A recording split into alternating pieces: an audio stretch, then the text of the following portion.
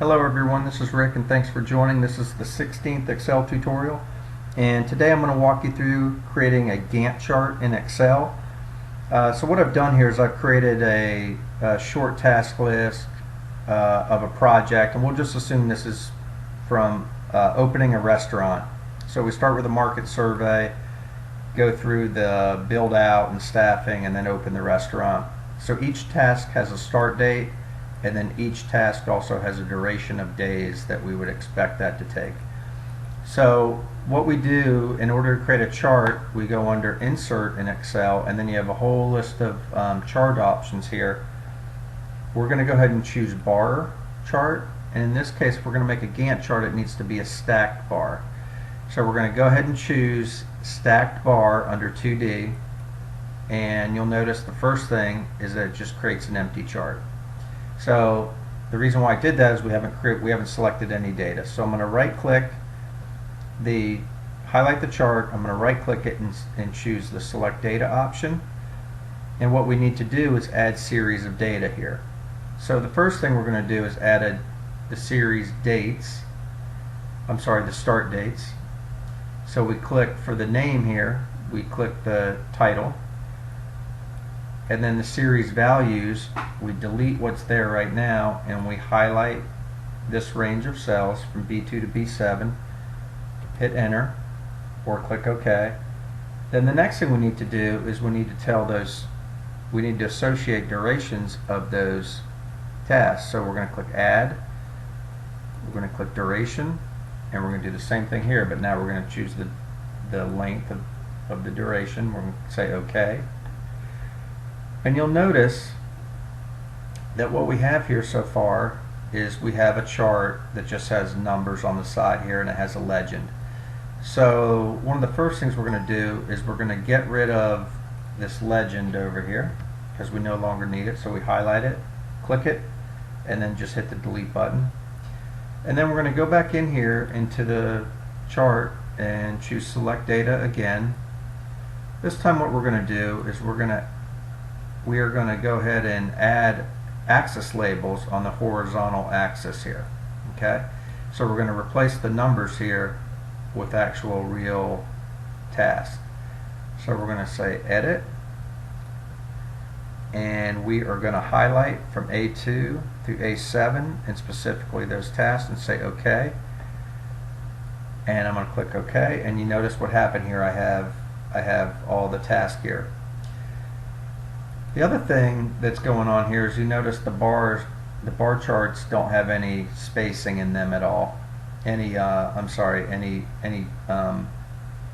It's all filled out whether there's a task occurring or not. In this red highlighted area, or the red part of the bar chart, represents the duration. So what we want to do to make this a Gantt chart is right click, highlight the data by single clicking in it, click Format Data Series, and under Fill option, click No Fill, and that's going to get rid of that excess fill there. So a couple things we need to do. This obviously isn't ready. The first thing you'll notice is these are going in the wrong order.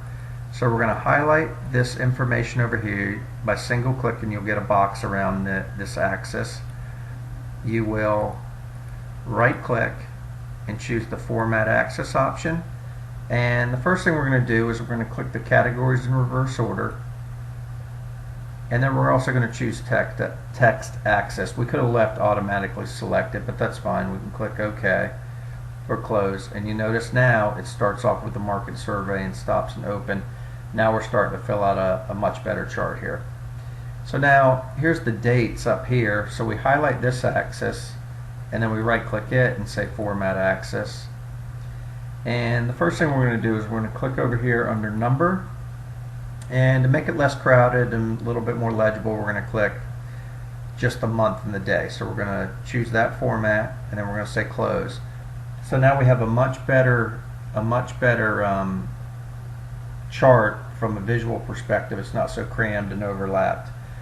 So the next thing is we might not want to show all the way from January to January because the project really starts in June and goes through close to the end of November. So what we can do here is we can go in and we can choose the chart. Sorry about that. Sorry about that. We're going to go into the date range here again under the horizontal axis, and we're going to highlight it, and we're going to right click. Nope, I lost the option here. We're going to right click once we have it highlighted, and we're going to say format axis. And you'll notice the axis options, you can modify them. Right now they're just on auto, but we can say fix for the minimum and maximum. And you notice these are numbers versus dates, so we could do a couple of things here.